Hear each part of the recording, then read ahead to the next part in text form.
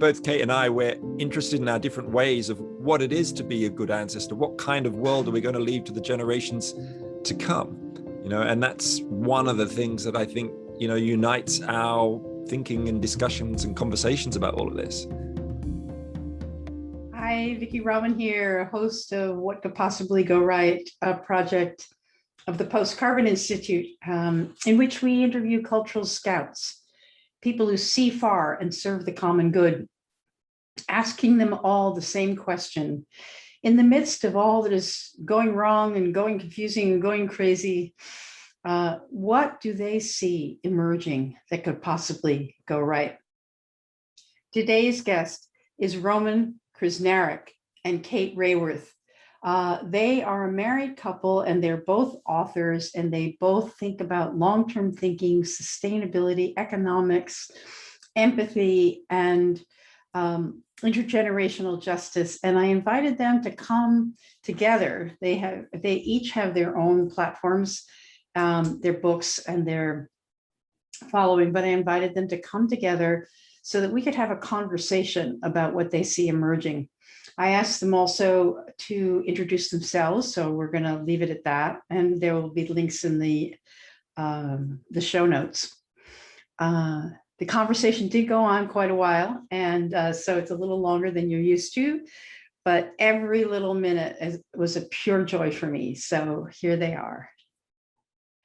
Okay, hi, Roman Krznaric. I got it right this time, and Kate Raworth. Welcome to What Could Possibly Go Right.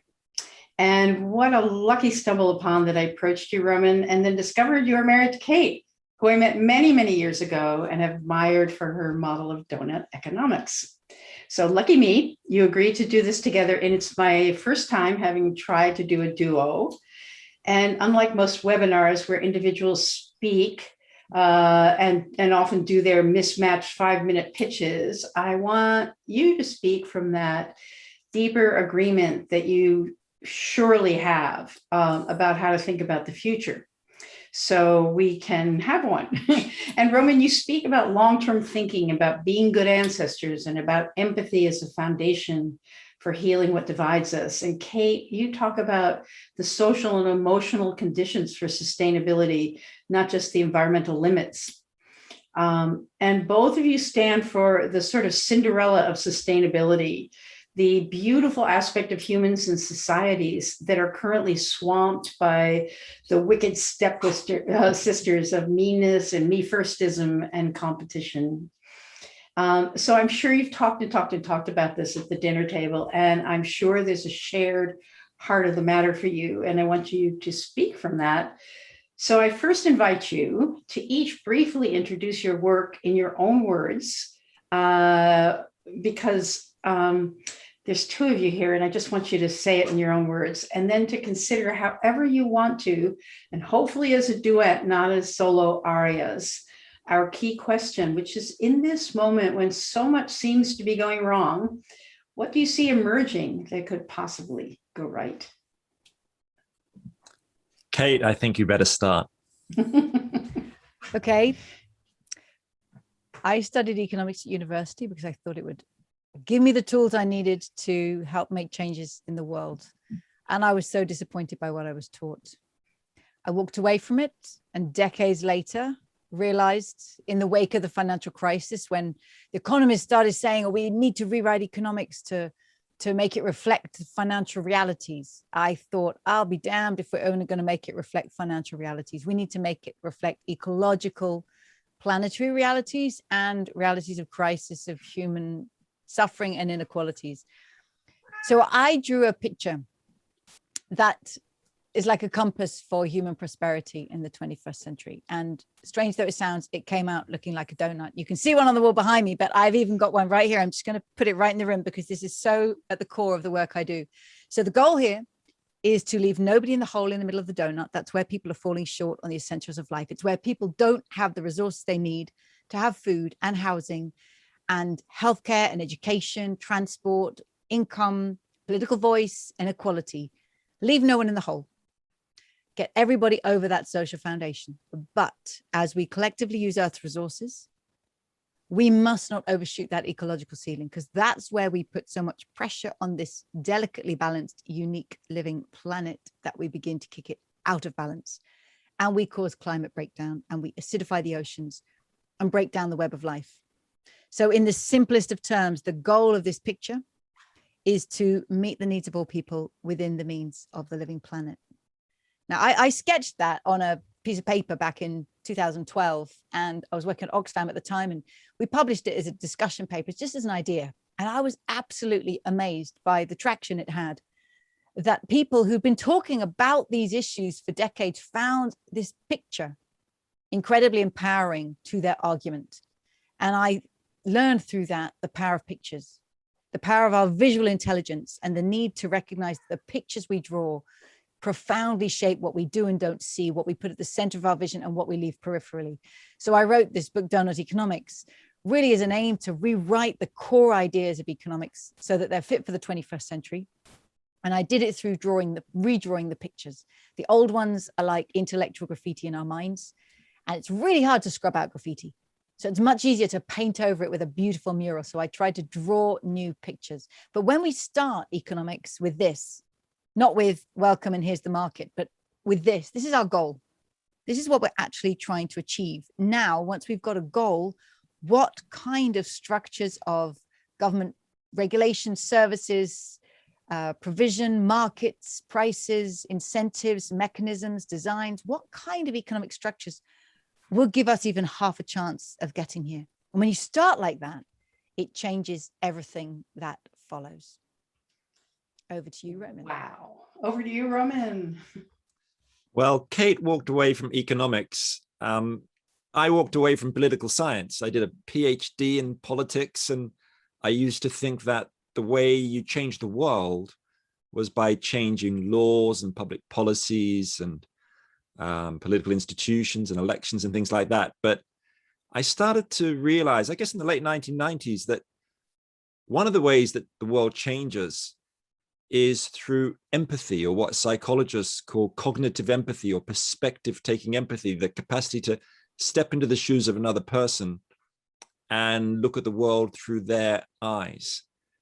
And that struck me as something fundamental for how we overcome social divides between people of different age groups or ethnic backgrounds or cultural differences. And, you know, I'd grown up in Australia, where I hadn't really encountered the indigenous perspective of the country's history.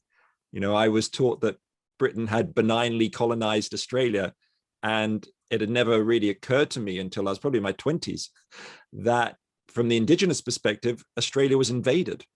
You know, there was a war in the 18th century when the British arrived, and that's all about empathy, as I, understand it, and the psychology books tell us it. So I started studying empathy. I left academia, walked away from that political science stuff. I wrote a book about empathy, but I also founded a museum called the Empathy Museum, which travels around the world and tries to give people the experience of what's it like really to be another person from a different background, a different perspective. And one of the exhibits we've got, and this has really sort of led me to where I am today, one of the exhibits is called A Mile in My Shoes, and it's a gigantic shoebox that you can actually walk inside. It's the world's first empathy shoe shop. And you walk in and someone will fit you with a pair of shoes belonging to a stranger. It could be a Syrian refugee, or a kid living in the slums of Brazil, or an investment banker from the City of London. And you can literally walk a mile in their actual shoes while listening to a audio narrative of them talking about their own life in their own words. And it's very intimate. It's sort of when you've got the sound of their voices through your ears and their shoes on your feet, you kind of feel you're enveloped in their body. It's amazing. It was designed by a great artist called Claire Patey, who runs the museum. I'm just the chair of the board. But one of the interesting things about the Empathy Museum is it's about trying to step into the shoes of people in today's world. And that started me thinking, well, how do you actually step into the shoes of people in tomorrow's world, the citizens of the future? Because you can't easily step into their shoes or have a conversation with people who are born in the year 2100. How do we make a kind of empathic leap through time, not just across space? And it was a subject I'd raised a little bit in this book, Empathy, but I'd never really tackled it properly. It was almost too difficult. And that's what my book, The Good Ancestors, all about. And it's in a way led by a question that was asked by the great immunologist Jonas Salk, who developed the first polio vaccine in the 50s. But in later life, he said, the great question facing civilization is this: are we being good ancestors? In other words, how are we going to be remembered by the generations to come for what we did or didn't do when we had the chance? Because our actions today have probably more impact, more detrimental impact, potentially on future generations than at any moment since history. I mean, obviously that all began probably on 16th of July, 1945, when the first nuclear test happened, the Trinity test. But since then, we've added to our ways of sort of dumping on the future, ecological risks like, the climate crisis, technological risks like AI and bioweapons. So I think, both Kate and I, we're interested in our different ways of what it is to be a good ancestor. What kind of world are we going to leave to the generations to come? And that's one of the things that I think, unites our thinking and discussions and conversations about all of this. Wow. Just listening to both of you, harmonizing both of you in my own mind. I remember way back when. I'm feeling like an old lady because it's my 76th birthday. Happy birthday, Vicky. Happy birthday to you.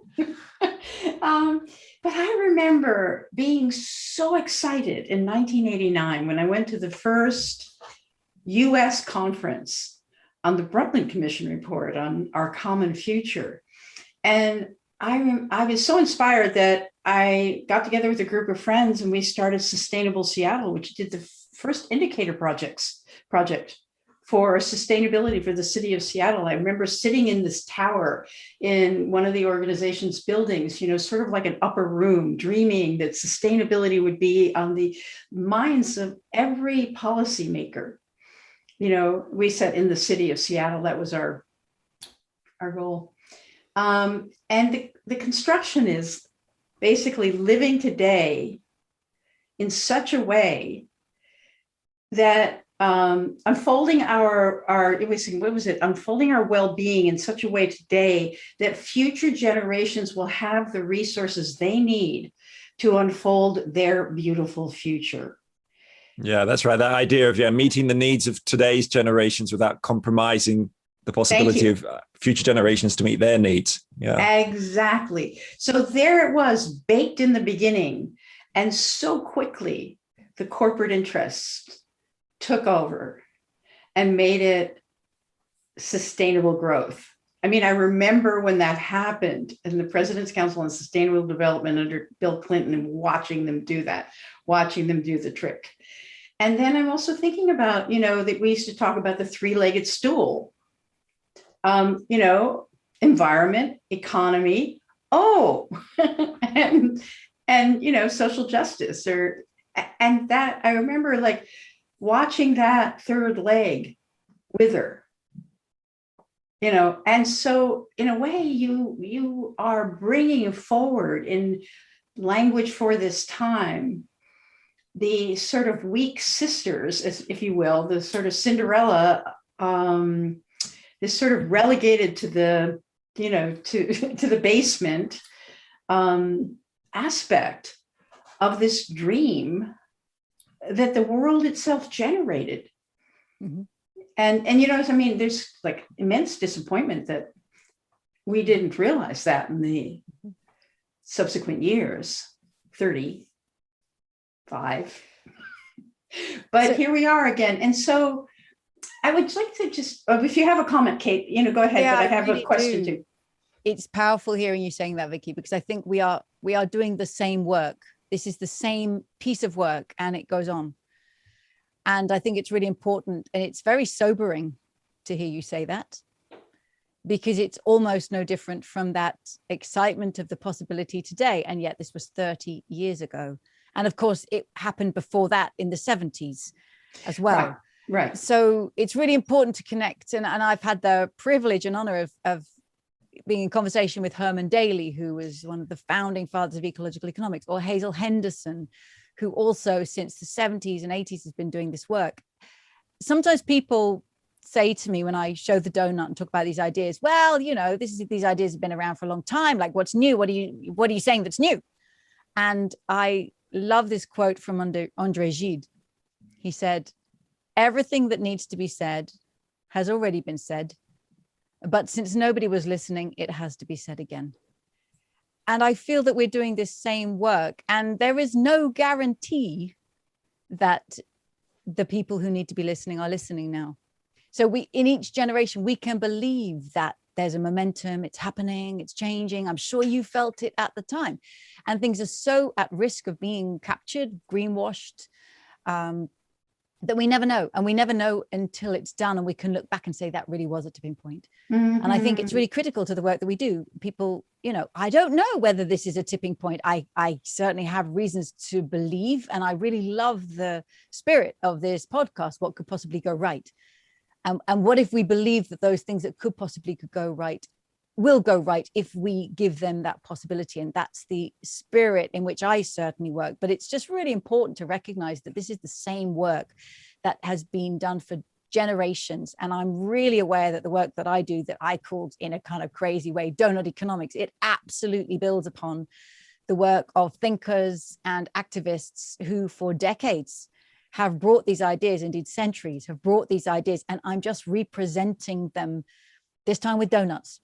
And let's see if this has traction. Yeah, it's sort of like we're building on our good ancestors. Mm-hmm. You know, when I was doing the simplicity work back in the day with Your Money, Your Life, there's a book by David Shai, you know, called The Simple Life, and he traced simplicity through the American story from the very beginning. You know, it's like, oh, okay, well, so we're just doing this generation's work. And, you know, like Roman, when we have this longer perspective, there is a humility that comes. And so both of you sort of set up this, you know, your response to this question of like, what do you see emerging right now? Because this podcast came out of the pandemic, like, oh, every breakdown is a breakthrough. So says Pollyanna, you know, rising again. You know, what do you see emerging now? Is we sort of like haltingly emerge from the pandemic, you know, in the United States, the racial justice movement. I mean, we sort of had that punctuation, you know, of the trial of Derek Chauvin. You know, we're sort of like inching our way forward. But it's a very murky emergence. So where do you see evidence of things going right that we can cooperate exactly what you said? You know, we have to like not only put forward our ideas, but cooperate with them, you know, build on them. So what do you see? I guess for me, I mean, you mentioned earlier the phrase language for our time. And I think a lot of this is about finding the right words and narratives to describe the things that are going on around us and that have been going on. But something I have really noticed in the last few years is the emergence of a kind of secret movement emerging around the world who I think of as time rebels. That's the kind of language that I use. These are people, organizations, movements who are dedicated to taking the long view and intergenerational justice. And a lot of them are building on older ideas of ecological stewardship found in indigenous cultures, idea of seventh generation decision-making, of course, in Native American culture and First Nations people, or in Aotearoa, New Zealand, there is a concept, a Maori concept called whakapapa, which is their word for lineage or genealogy, the idea that you're in a long chain of life, going far into the past and long into the future. It so happens the light's shining here and now. The question is, how do we shine it more broadly? But the time rebels in the realm of politics, economics, culture are taking action. So, for example, politically in the US, there's this great public interest law firm called Our Children's Trust, working out of Eugene, Oregon, who filed a landmark case against the federal government, as well as state governments, on behalf of 21 young people campaigning for the legal right to a safe climate and healthy atmosphere for both current and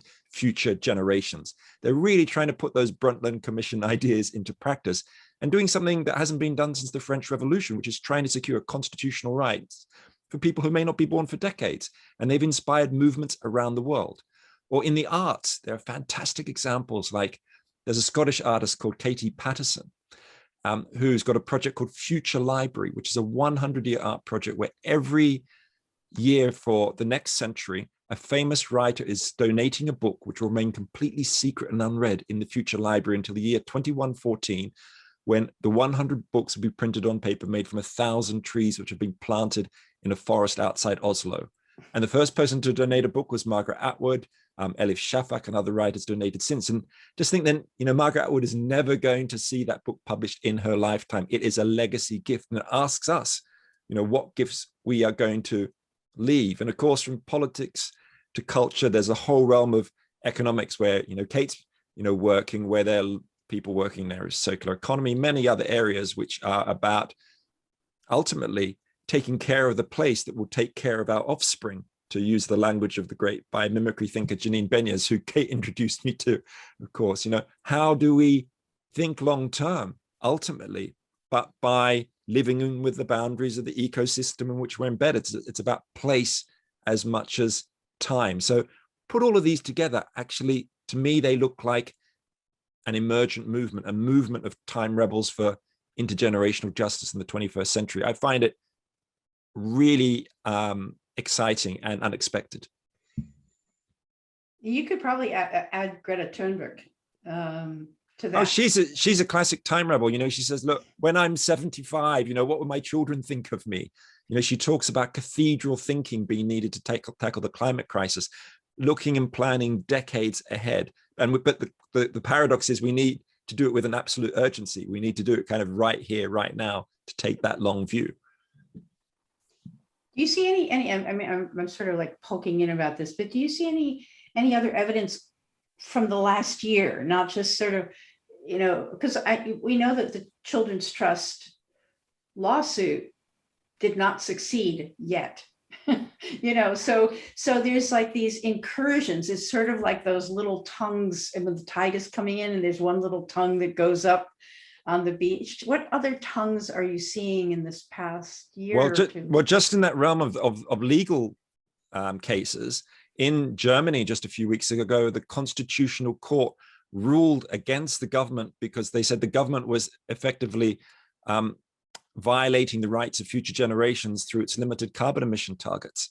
And then just a couple of weeks before that, there was another case in the Netherlands where the oil company Shell lost a big case. And before that, there was another case in the Netherlands where called the Urgenda case, which again is all about rights for future generations, forcing the Dutch government to take more action. So actually, I think you're right. Our Children's Trust is a kind of David versus Goliath struggle. And, they're working on their next cases. These cases will go on for years, and often legal cases do go on for decades, as we know from the women's movement and the civil rights movement.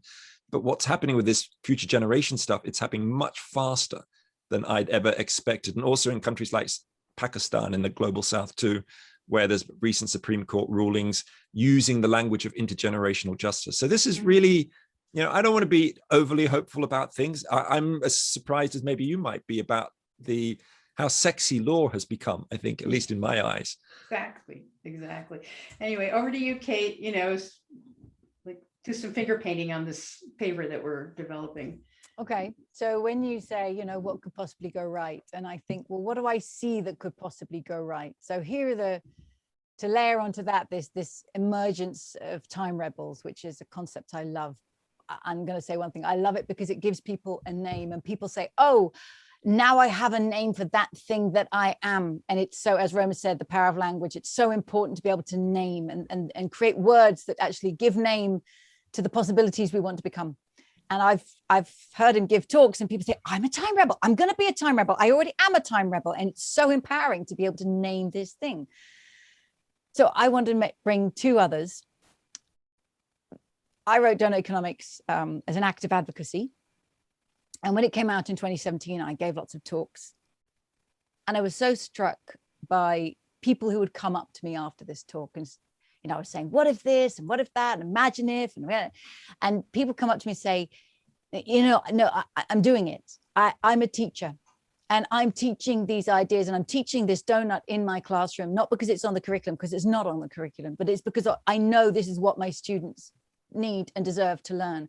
Or I'm a town councillor, and I'm going to take this into our next town council meeting. I'm a community activist, or I'm part of Transition Network, and I'm taking this in. I'm a CEO, or I'm the newest graduate employee of a company. I'm going to take this into my company. So there were these people everywhere. I'm an MP, I'm a civil servant.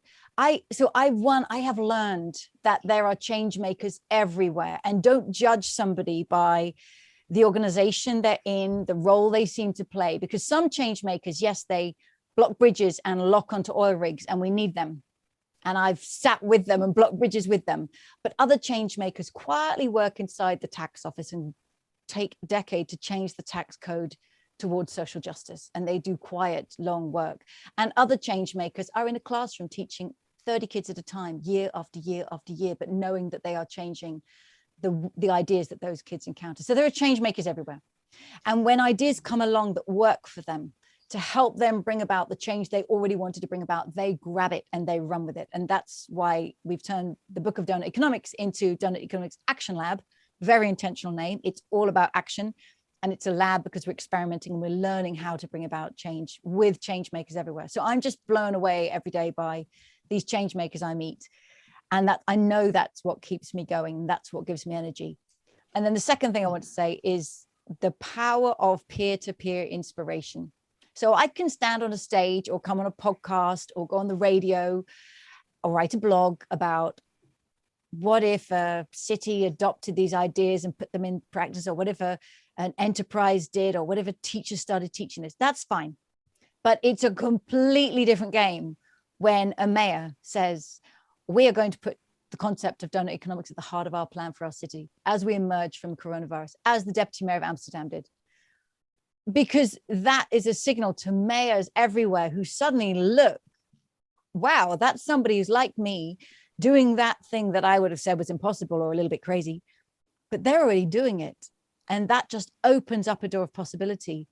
And Amsterdam decided to adopt the donut as a concept for becoming a circular economy in their city. Well, along comes COVID and knocks everything sideways. But Amsterdam said, no, we're going to launch this. We're going to launch our circular strategy in April 2020 at the height of their COVID crisis.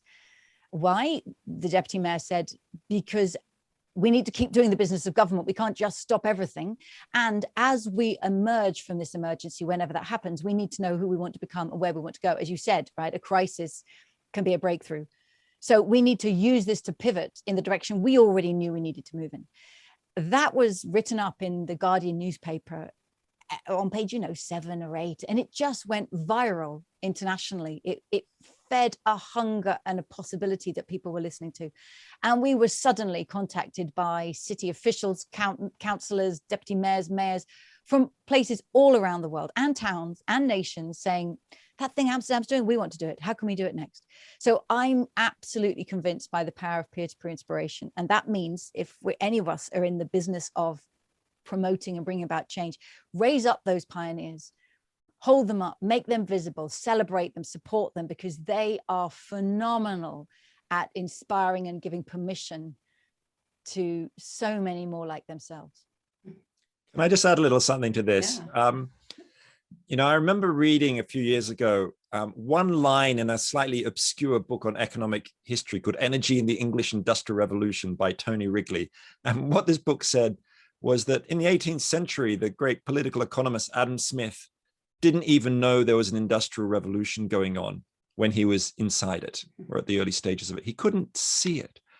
And I think, when one's thinking about what could possibly go right, it's really important to remember that it's quite difficult to see all the things that might be going right now. And I think Kate's experience of seeing the peer-to-peer inspiration that's happened with the donut and the way it's spread is one of those things that when you start seeing the connections, connecting those lines, that filigree of interdependence, it feels like movement.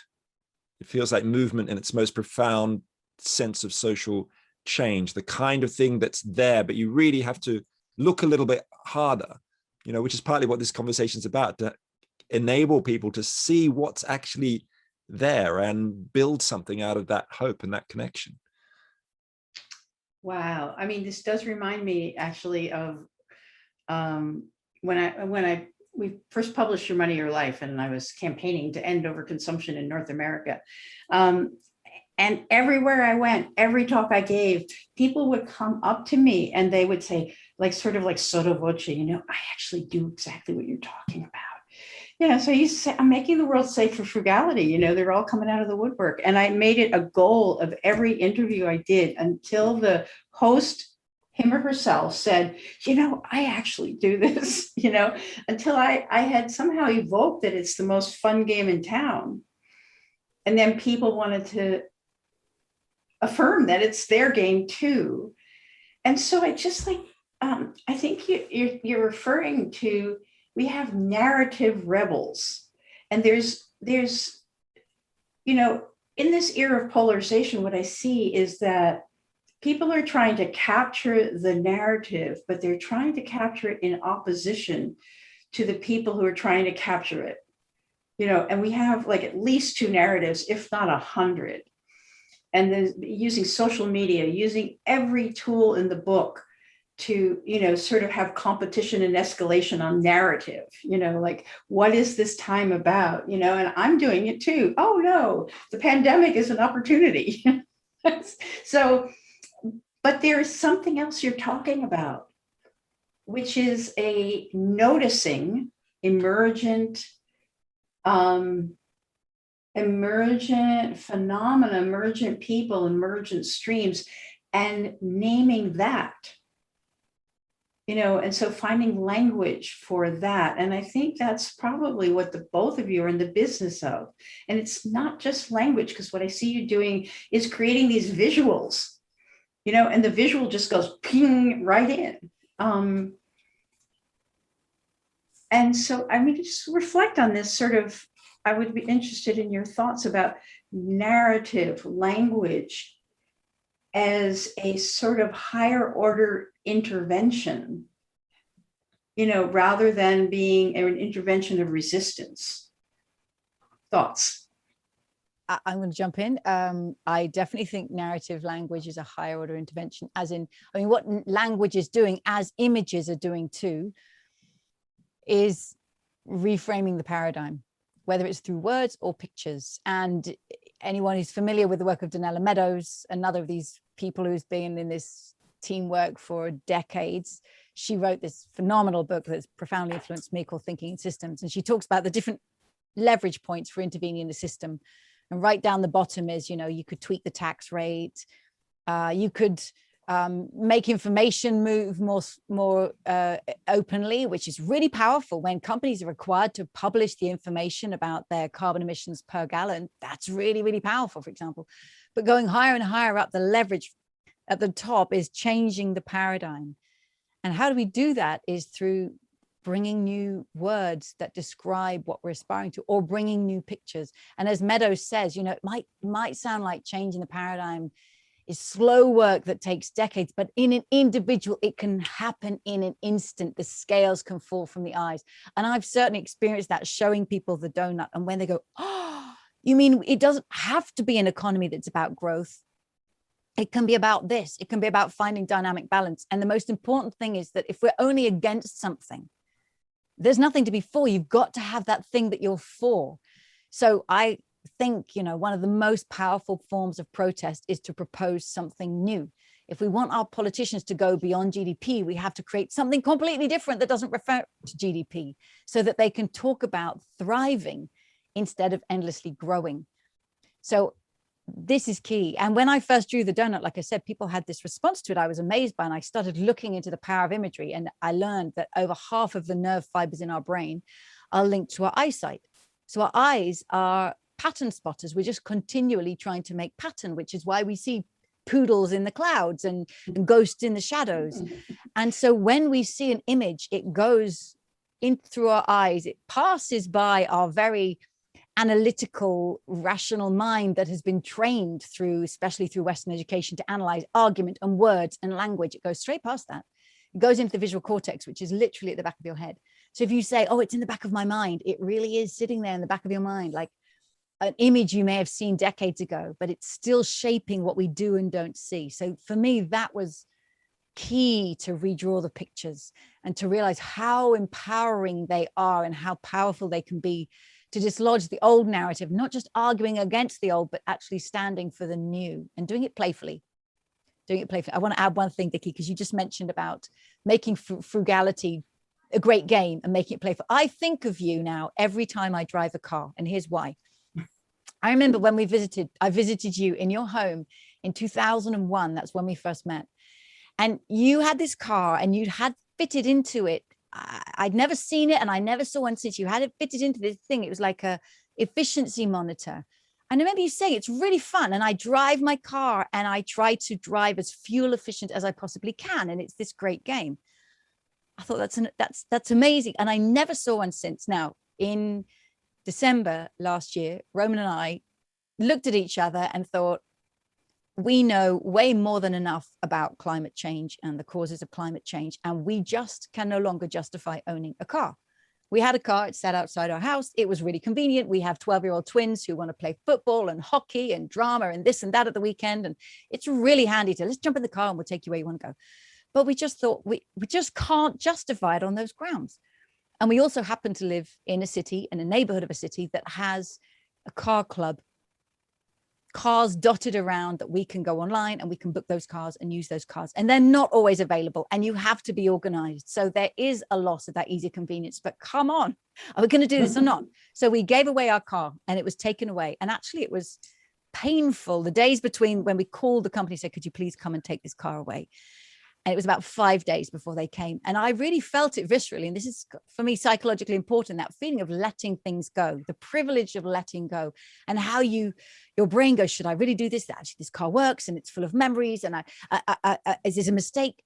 And it was only when the car had literally been towed off around the corner and disappeared that I felt this lift, just this lightness. And there was an empty parking space in front of our house. And I know I can't legally stop anyone parking there, but socially, I'm going to encourage people to leave that space empty. And we've chalked it and built a snowman in it and playfully used it.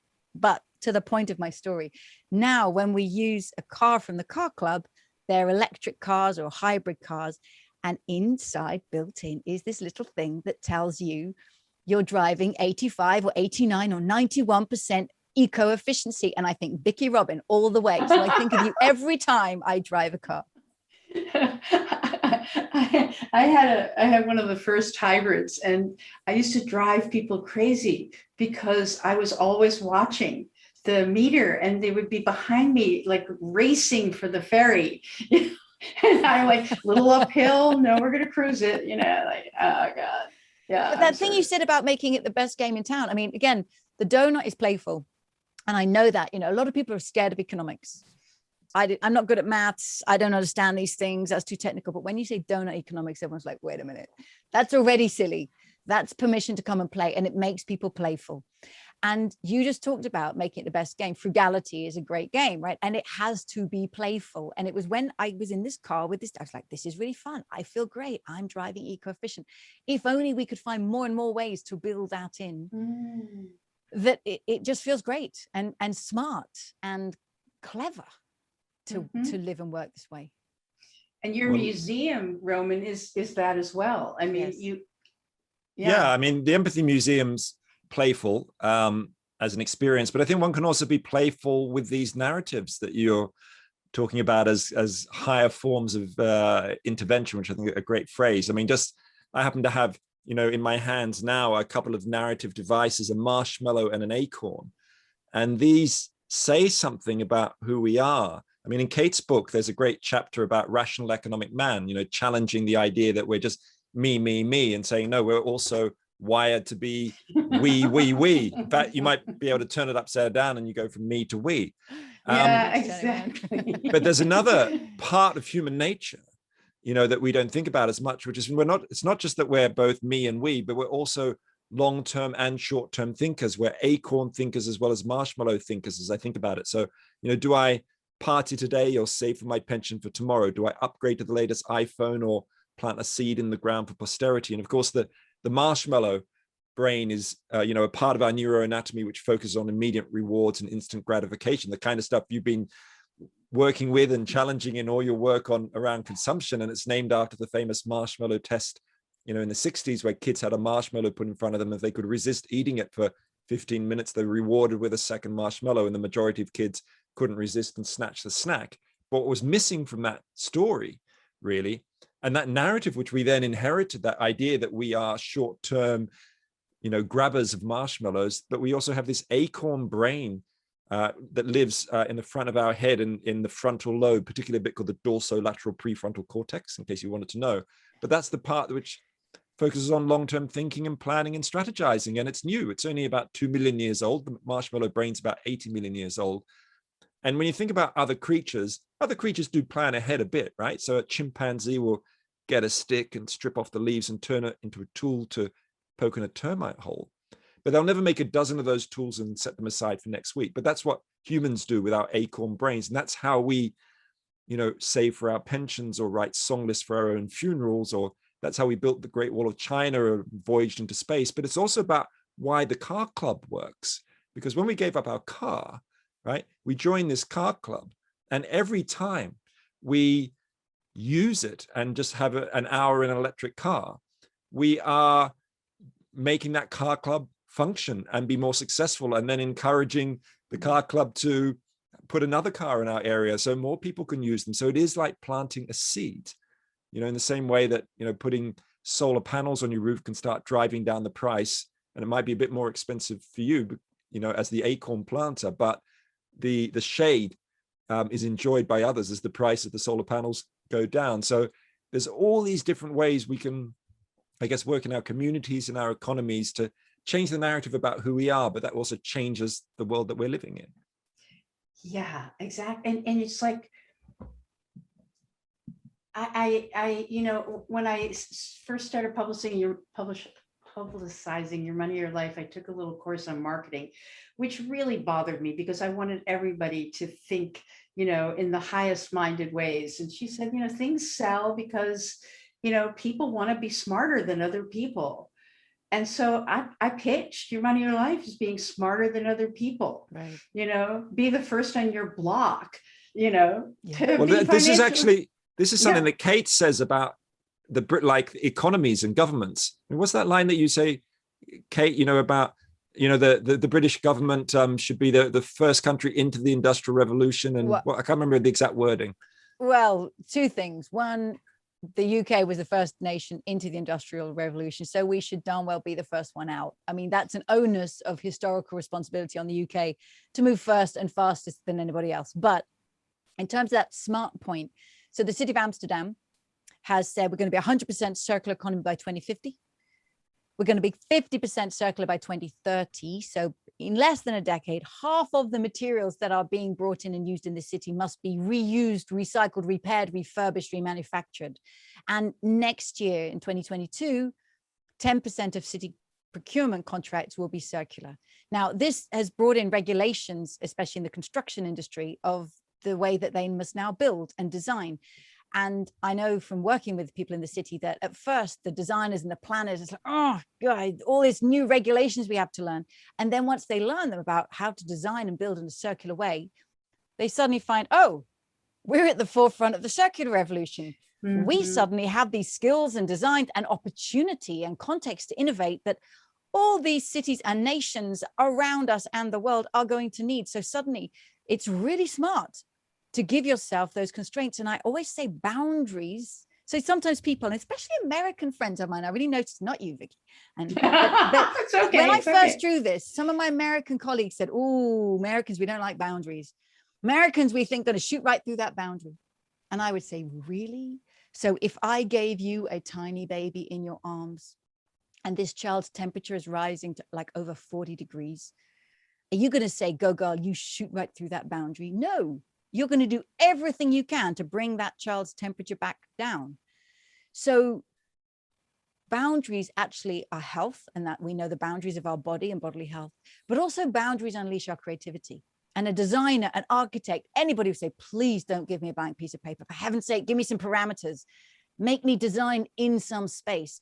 So boundaries unleash creativity. We should not be afraid of them and say they get in our way, they're blocking us. They are what makes us figure out, okay, we got to do this a different way. And we go lateral, we go up, we create something we'd never thought of otherwise if those boundaries hadn't been put in place. And so You can create those boundaries for yourself in life and say, I'm going to drive 90%, 95% eco-efficient.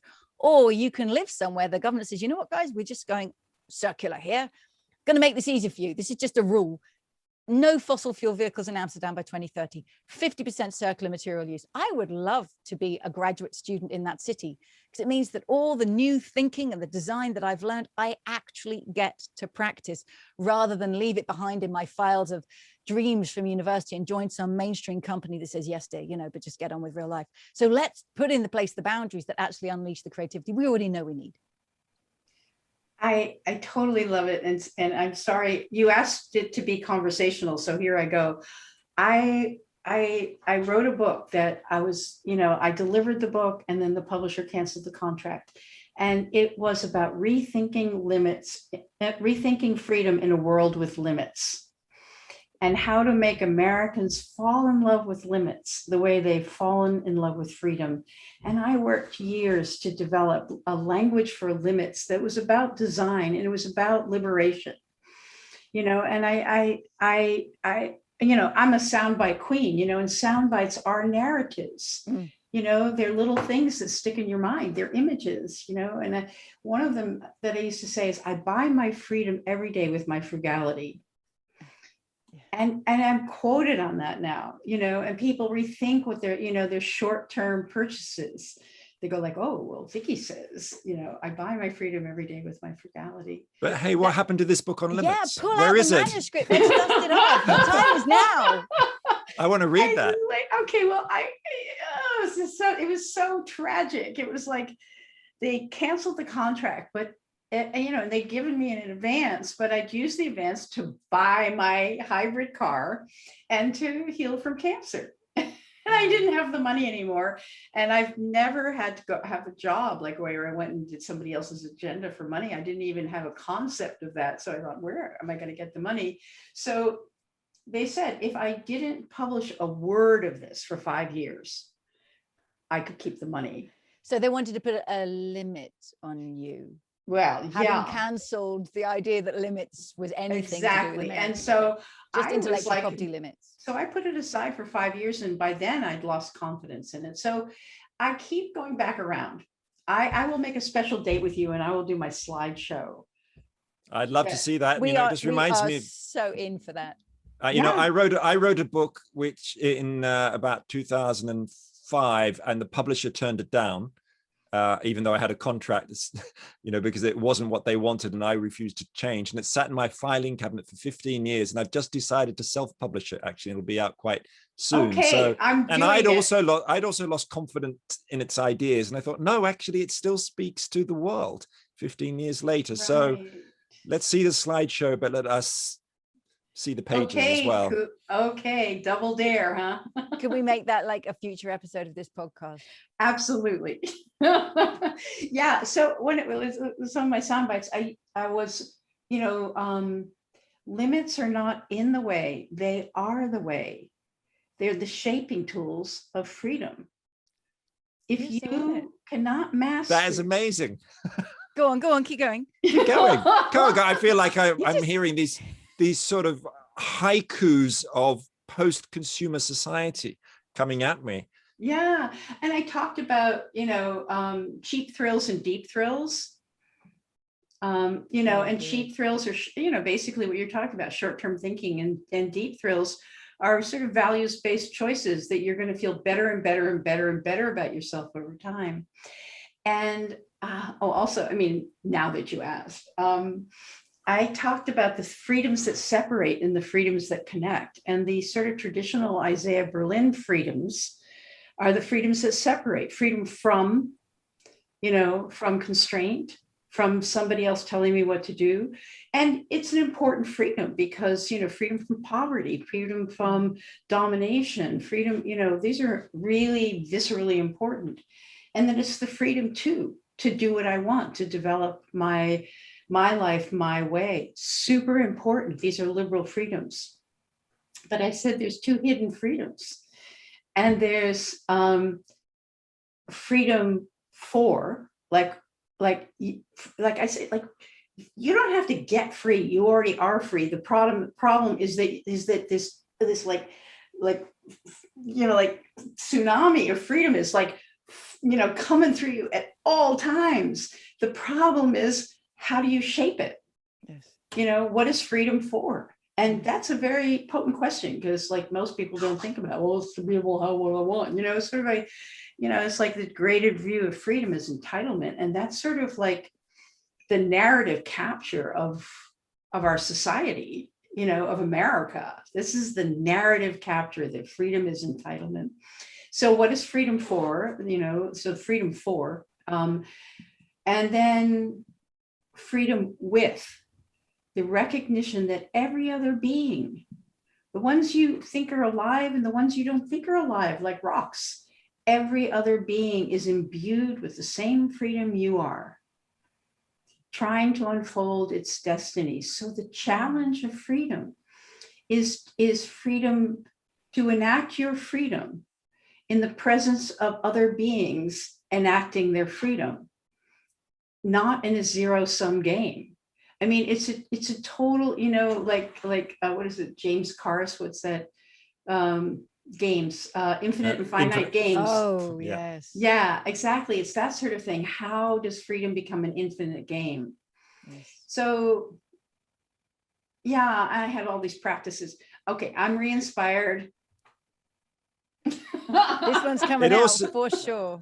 But it also just made me think, when you're just talking about freedom for, made me think about the donut as a kind of a goal for society. Totally. And, where are you going to direct your energies, your choices, your decisions? And that's part of what I think is so compelling to people about the donut, because it's a goal which also speaks to us of balance rather than continuous growth. I mean, Kate should be saying all of this rather than me, but it's partly okay. what draws me, because I love the idea of a kind of a lodestar to guide our lives. I mean, I feel, maybe because I've spent, a lot of time thinking about agency and mindfulness and things like that. I wrote a book called Carpe, Diem, Regained, about how to seize the day and the history of that concept. And one of the things that I really found there was that, although I think there is a huge value in various kinds of mindfulness, the Buddhist kinds rather than the corporate McDonaldized packaged kinds, what's sort of missing from some of that is a sense of having goals which give our lives meaning. And that's the sort of Viktor Frankl story of man's search for meaning, having something outside yourself, that gets you out of bed in the morning and that you care about, and that you may not be laughing your head off all day, because it's not just about smiling your way through life. It's about having purpose. And I think the donut sort of plays that role in a really extraordinary way. Exactly. I one time, when I did a book also on local food, because I realized that we are completely dependent on long supply chains. And, people think of local food as Saturday at the farmer's market and buying a zucchini, or I think you call it something else. What do you call that? Courgette, right. Yeah. And so just saying, we just need to build local food systems. So I sponsored, literally sponsored, I paid for, because I wanted it to happen, a project on Whidbey Island, at least an event called Food 2020. And the goal was 50% of our food within 50 miles by 2020. This was in beginning of 2011. And I did, a visioning and backcasting exercise. And, first, visioning and backcasting exercise, and used, all the sort of social tools that you use. And it was so easy for people to vision, but they couldn't, when we tried to do the backcasting, trying to put on a timeline the things that needed to change by 20, our imagination wasn't alive enough. We were still constrained by the impossibility of things. Well, wait a second, people own that land. We can't commandeer that land, to grow whatever courgettes. And I think it has. I mean, I didn't do any follow-up. I don't like forming organizations, but I think it's informed some thinking. And when people think about the future, they think about like one, like getting a we're working now on, getting a chicken processing, facility on our island. So that's the sort of march from the old system, march through time. But there is a visionary thing. And I think that is, that's positive narrative capture. You put a purpose out there and you dress it up in little adorable clothes that everybody can remember, like a donut. And then people start to orient around, so that it does backcasting all by itself. And of course, if you want to buy a pony, you save money when you're 9 years old. It's not like a radical notion. It's that if you have goals, it will alter how you spend your time, and your life is enlivened by having that, oh, right, not buying this candy bar is a pony, or an iPhone or whatever it is. So I think what you're doing is you're sort of lifting up what we already know. That's the funny thing. Yeah. We already know about having goals. We had to be taught short-term thinking. I mean, we had to be taught in this moment in time when we know better to forget that we know better. And I think it's a real disturbance, as you're saying, Kate. I think it's a real disturbance in people because we know better. We're doing things that we know better we should not do. And so you're giving language so that they have a place to step that has some dignity in it to express what they already know, Yes. And one thing I wish I could figure out how to help move faster, so London used to be full of people smoking on the tube, in every pub, every restaurant, every office, just car, everywhere. And then over decades, and in a particular year, there was a smoking ban in public places. And there was a big kerfuffle of resistance against it. And then it happened. And actually, it's happened across the UK. And now we go into pubs or restaurants and we'll say, oh, do you remember? This would have been just the air thick with smoke. And do you remember that feeling when you're in university and your clothes stank of smoke the next day? Wow, we thought that was normal. And as a non-smoker, we thought it was normal to sit in an airplane with people puffing away behind you, or in an office. How do we think that was normal? And we get so used to the change, and we look back and can't imagine how we tolerated it for so long. And I really, really feel like we're going to have that with fossil fuels. People say, oh, isn't it going to be expensive and difficult to get rid of these cars? And I think we're going to look back within 15 years and say, we used to send our kids walking to school next to what? Next to trucks and buses pumping out this fume that we couldn't smell anymore because we were so used to it. But now we smell it. Oh, do you remember that's the smell of the early 2000s, that petrol? And we thought it was so normal to have it in so many parts of our lives. And we didn't want to give it up. What was it we couldn't see? Why did it take us so long? I really think we'll look back. Why did it take us so long to let go of owning a car?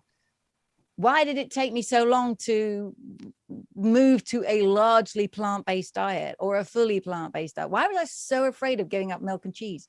I personally went vegan about 9 months ago, and I thought, oh, I'm going to miss cheese. I just really don't miss cheese. I don't miss any of it. And I really like it. So why do we get so entrenched in what we think is normal? And then after we've shifted, we look back and think, why could I not see this other side of it? Why could I not see the possibility? So I really think there's something important there about learning from changes we have made and are so glad we made, and how that can somehow help us hasten through the ones we've yet to realize we want to make.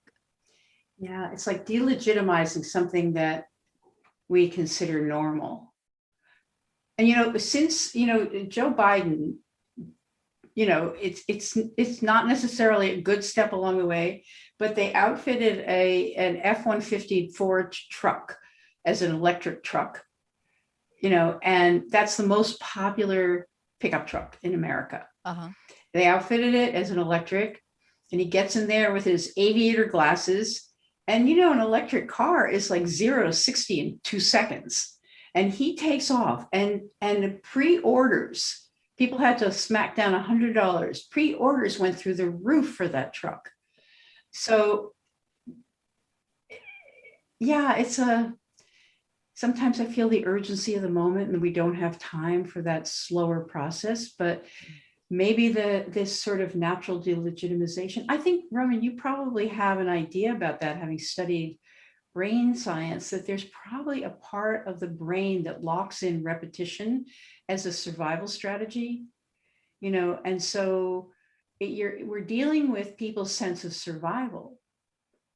But also we're dealing with something completely wonderful, which is something that the German sociologist Max Weber wrote about over 100 years ago, which is humans are habit-forming creatures, Right.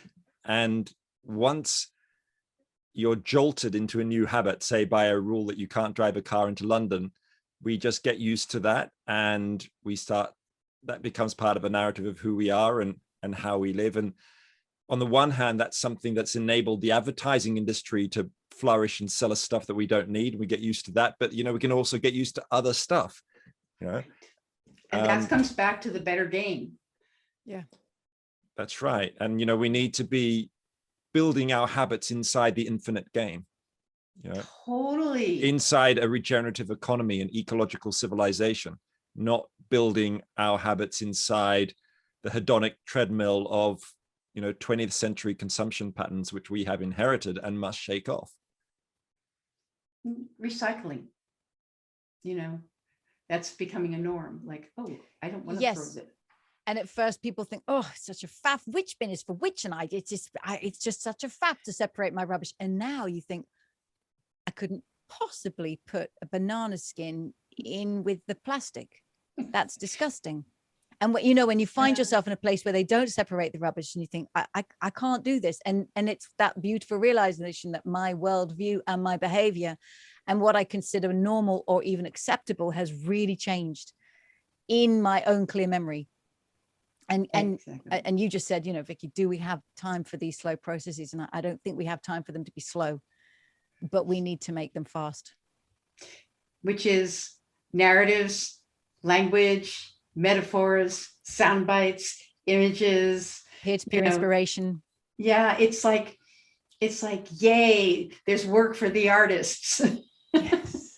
And in a circular economy where we don't throw materials away, we use them again and again, far more carefully, collectively, and creatively and slowly. There is so much work for the artists. We love going to cafes. You're like, wow, this used to be industrial packing house, or and there's old messages of the history of a place are still embodied, and we love the reinvention of space.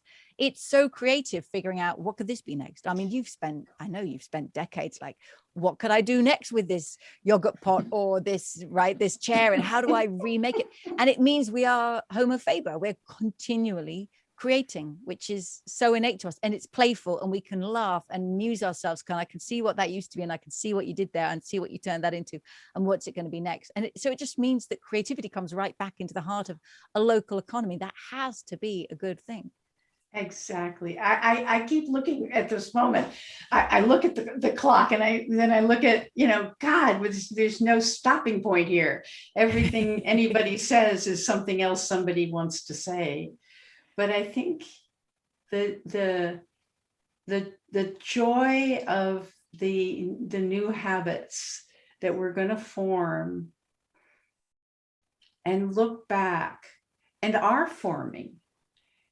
I mean, just right now, I know I'm doing my own thing because I am adding something, but right now you see pictures of people in lines at airports, the dreary old, habit of getting on airplanes, and it's all balled up.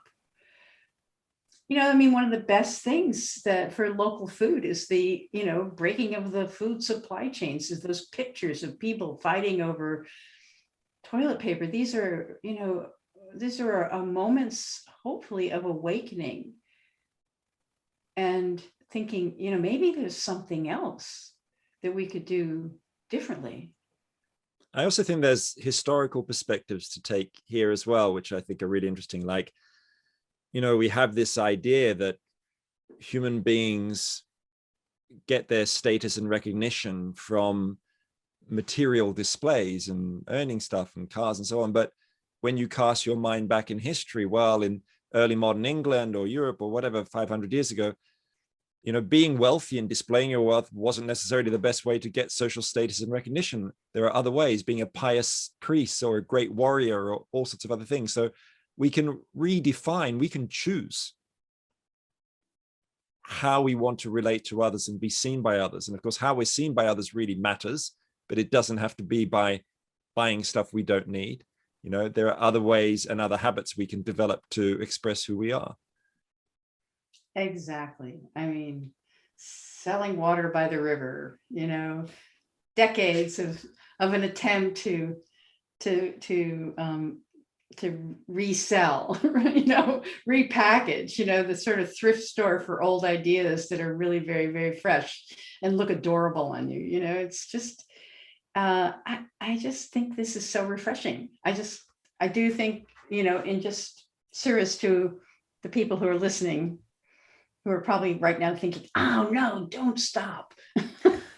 Well, we're not going to stop, because we're going to come back for round 2, where Vicky pulls out and dusts off her manuscript and tells us about her book that was way before its time, but is right for now, about limits and freedom.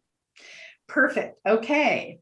That's the stopping point. That's sort of like a Mark Twain end of the chapter where you cannot not read the next, you cannot not turn the page. So thank you so much. This worked out even better than I could have imagined. Thank you. Yeah. Thank you, Vicky. It's been great. Thank you. Hey, thanks for listening. Don't forget to subscribe and leave us a 5-star review so that this hopeful message can get out to more people. Check out Post-Carbon Institute's Resilience website for show notes and for more guest information. Thanks also to Asher Miller, Amy Burringroot, and Clara Winter of Post-Carbon Institute, plus production assistant Michelle Wigg from frugalityandfreedom.com.